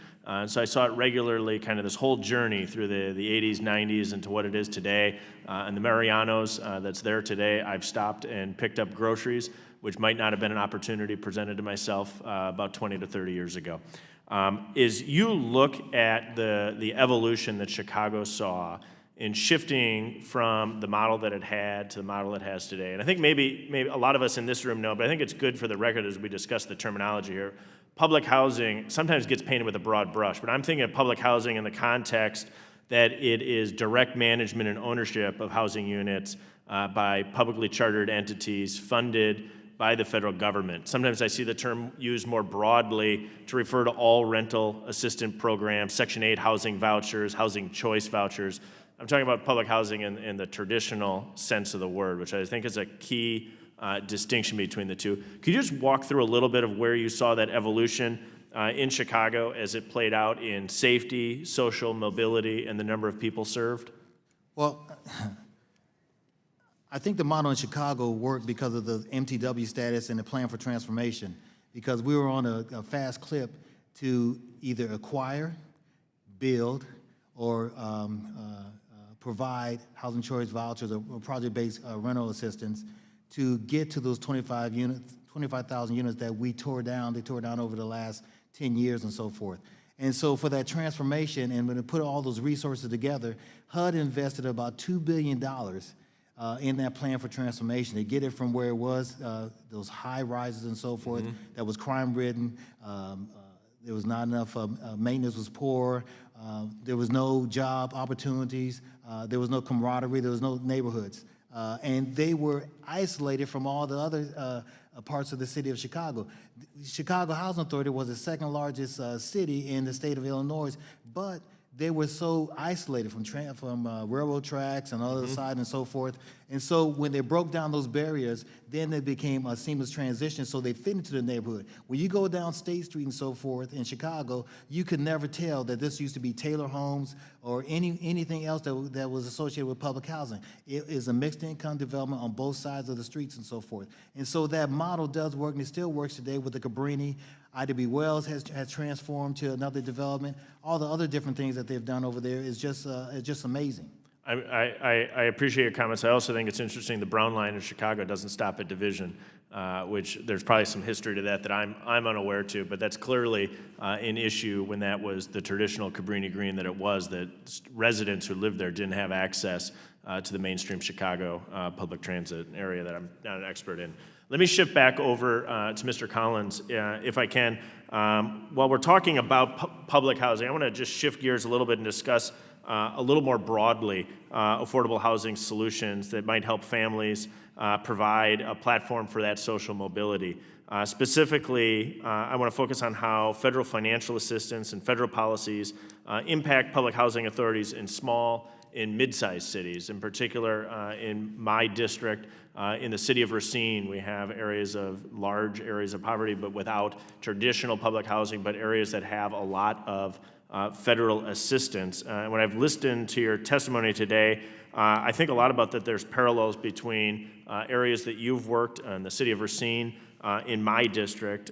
We've heard a lot about what works and doesn't work well in big cities. Can I just give you another minute to discuss some of the lessons that you've learned from your experience working in smaller cities?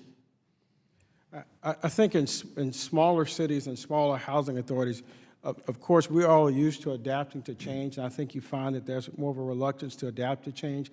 And so we just need to do a better job of educating those housing professionals in rural America on what their options are and making them feel more confident that they can leverage these programs, et cetera. So I just find that housing is so dynamic. You have these large agencies, and that's where policy seems to be focused. And I think that we need to kind of make sure that we categorize this a little bit better so that we can shift some of the policies and tailor it a little bit more to some of the smaller agencies and what some of their concerns are. I appreciate your comment, and I think it's really important that we stay focused in on the distinction between some of the problems that exist in some of our large urban areas and some of the struggles that we have in some of our smaller and mid-sized cities. Appreciate you being here, and I yield back.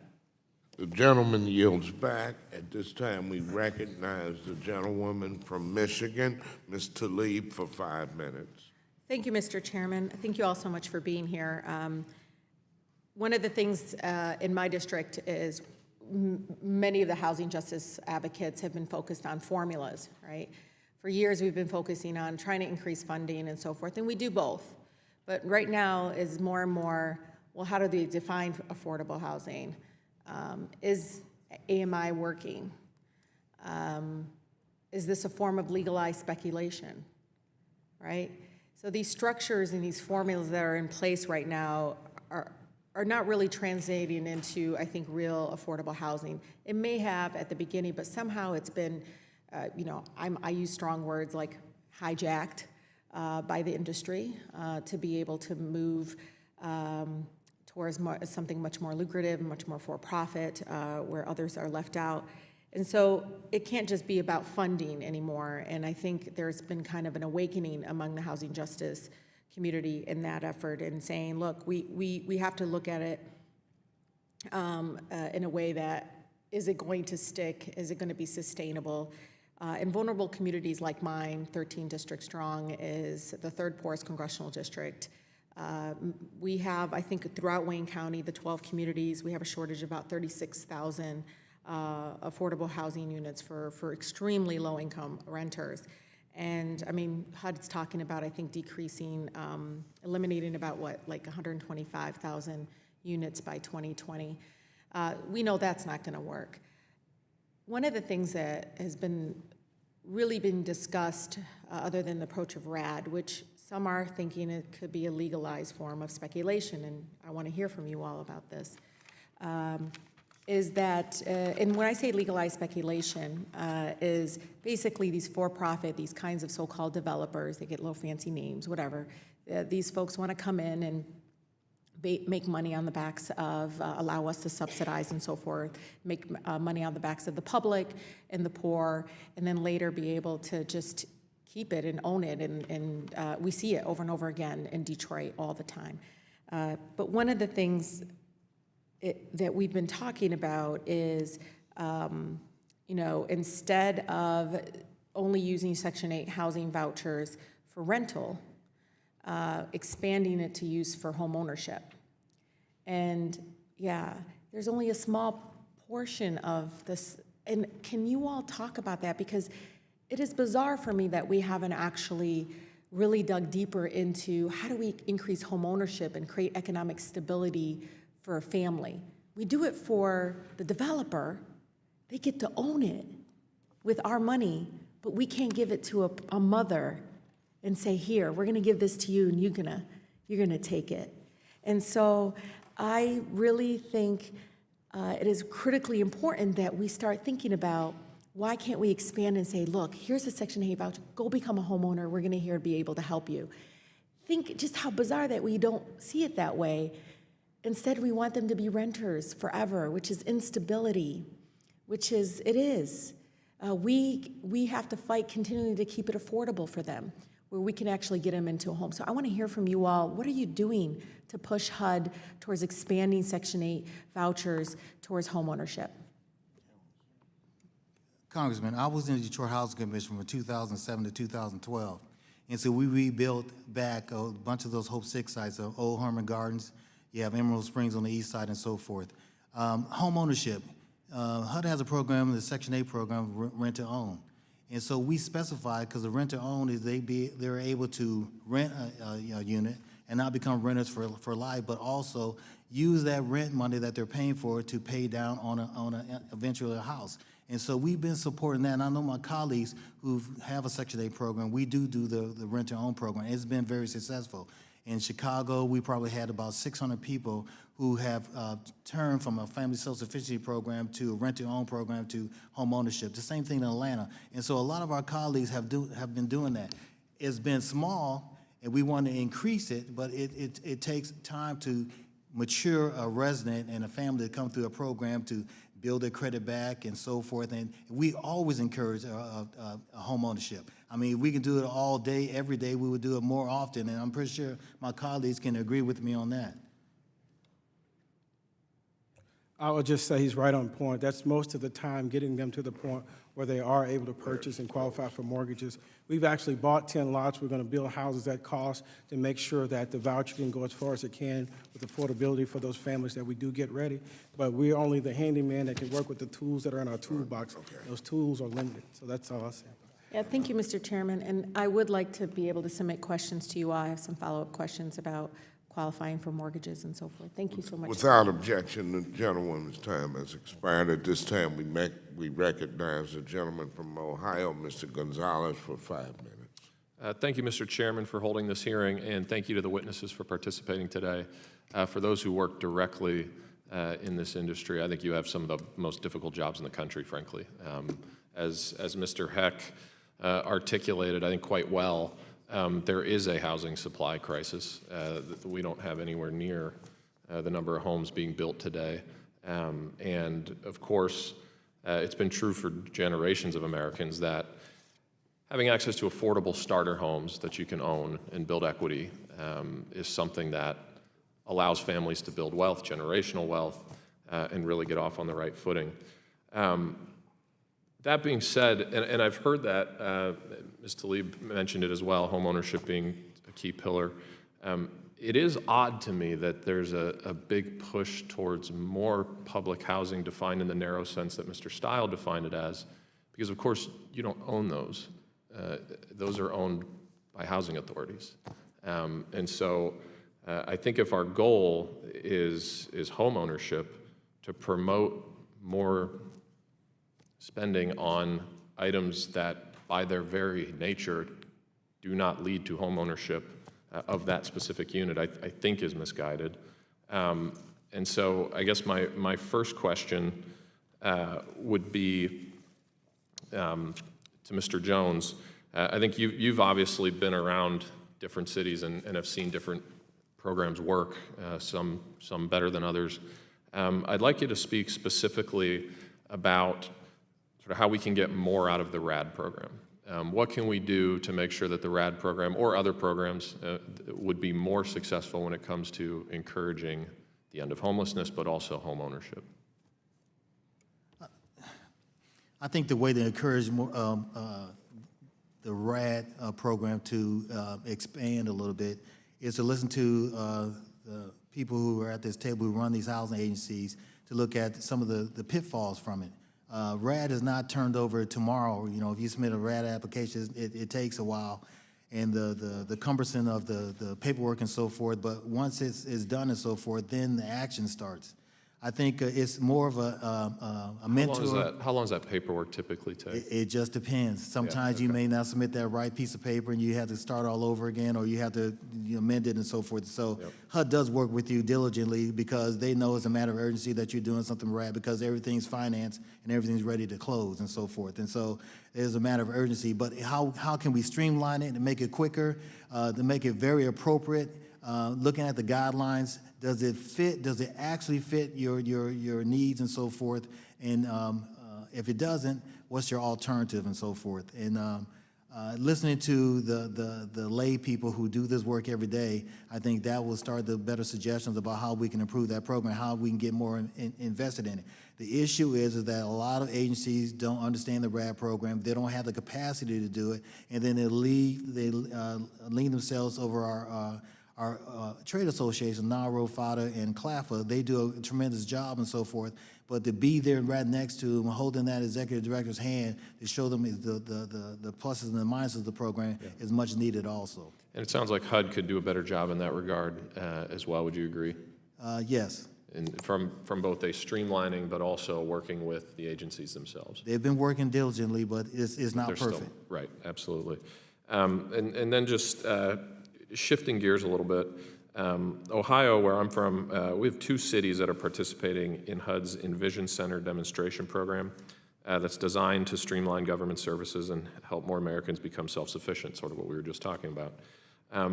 Do you or anybody on the panel have feedback on this program to date, and what else we can do in that front? Mr. Collins? I think we're pretty close based on the Secretary's office to being designated an Envision Center. But the only thing I would say that I would add is doesn't come with funding right now, so you have to pool sources for funding. So I would think that at some point, it may need to be looked at to figure out how you can appropriately fund what the mission of the Envision Center is. Great. And with that, I want to thank the panel again. You all are doing incredible work, and I yield back. The gentleman from Ohio yields back. I want to thank Mr. Gonzalez for your line of questioning and your participation in this hearing, as well as thank the entire panel for your participation today to help inform us, the policymakers. I think this has been quite an eye-opening experience for us to get your testimony on the record in order for us to advise the agency on how they could move forward more efficiently and more proficiently on this issue. So thank you all very much at this. And I'd like to thank our witnesses again for your testimony. Without objection, all members will have 5 legislative days within which to submit additional written questions for the witnesses to the chair, which will be forwarded to the witnesses for their response. I ask our witnesses to please respond as promptly as you are able. Without objection, all members will have 5 legislative days within which to submit extraneous materials to the chair for inclusion in the record. This hearing is adjourned.